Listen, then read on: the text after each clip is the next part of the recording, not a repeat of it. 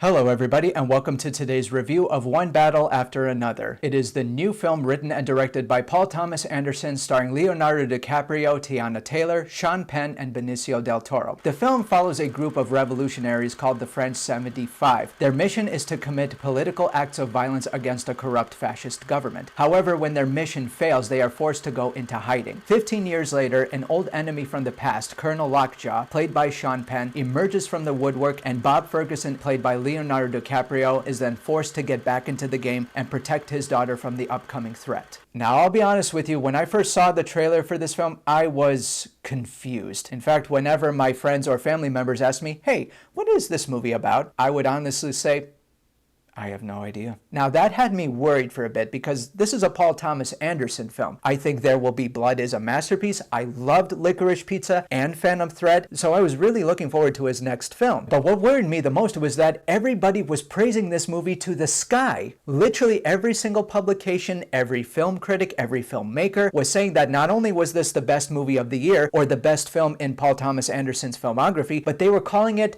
the greatest film experience of their life and the best film of the decade. And immediately I thought, well, have you seen Parasite? How about Oppenheimer? Also, did you happen to see Sinners this year? I mean, those were some strong words right there. And I was trying so hard to manage my expectations because frankly, I've heard those words before in regards to another film that I saw earlier this year. And when I walked out of that movie, I thought, it was okay, but it was certainly not a masterpiece. And I was afraid that I was going to experience the same thing with this film. And sure enough, I did. Now, I'm not saying that this is a bad movie. It is quite a good film, actually, but I certainly don't hold it in high regard like so many other people did. And I was so confused about it because I literally walked out of that theater thinking, did we see the same film? I really could not understand what the hype was all about. And then I started to think, well, maybe I should watch this movie again because maybe I didn't see it in the right mind frame. I thought maybe my opinion would change if I watched it a second time, but sure enough,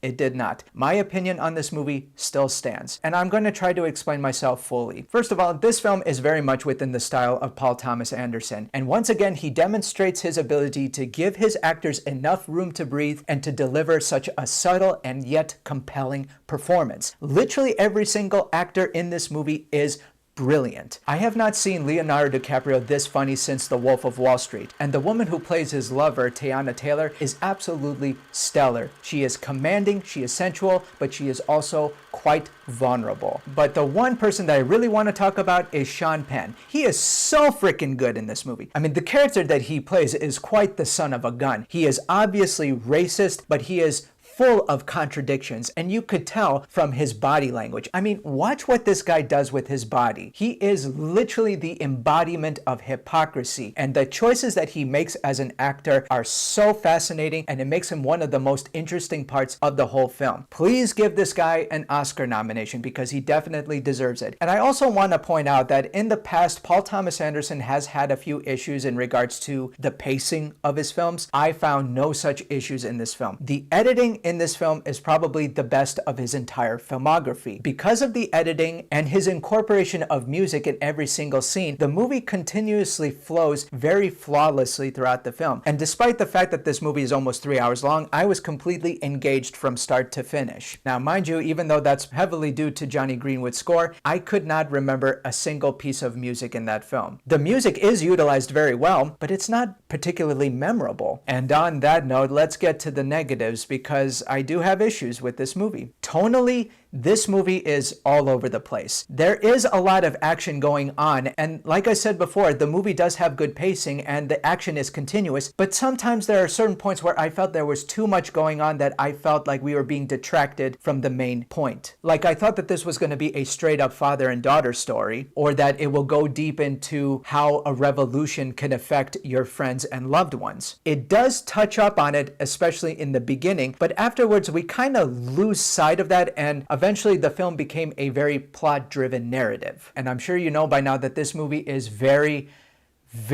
political, and it does deal with one issue after another. And frankly, I thought the movie was going to go deep into those issues, but it never really does. For somebody like me who is very apolitical, I found that this movie was painting those issues very broadly. I mean, anybody with half a brain could tell that what the antagonists are doing in this film is wrong. And fortunately, I think the film does a fair enough job to show that our heroes are actually not always in the right as well. And I love how this movie serves as a warning about the dangers of tapping into extremism, because not only does it hurt your cause, but it affects your friends and loved ones. And that is very much present within Teyana Taylor's character. When she starts to take power away from her enemies, she starts to gain a little bit herself, and she lets that go to her head. And there are very subtle moments where we see that she is very conflicted about that, and she starts to question whether or not her actions are actually effective. But what bugs me the most about this movie is how overhyped it is, and it's not even the movie's fault. I blame mainstream media for this. Sure enough, there is a lot of technical stuff that is working in its favor. The acting is brilliant, the editing is spot on, and because of the way this movie is shot in VistaVision, it definitely deserves to be seen in a movie theater. However, I was expecting a masterpiece, and I just didn't get it. Is it the best movie of the year?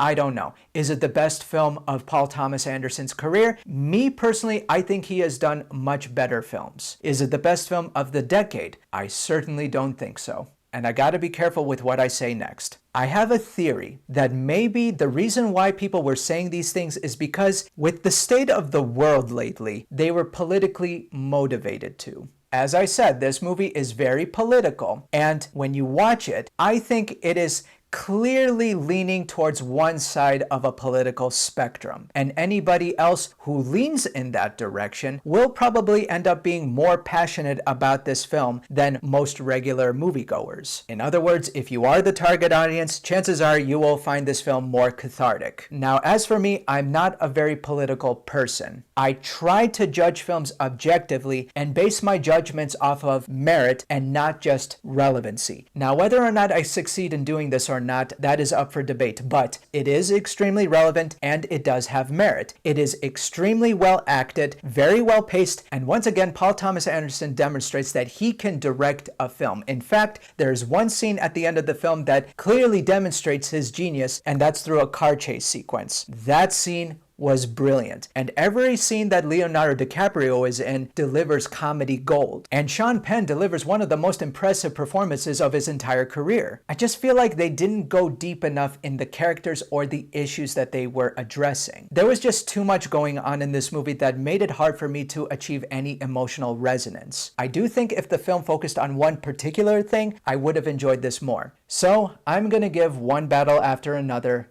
a B+.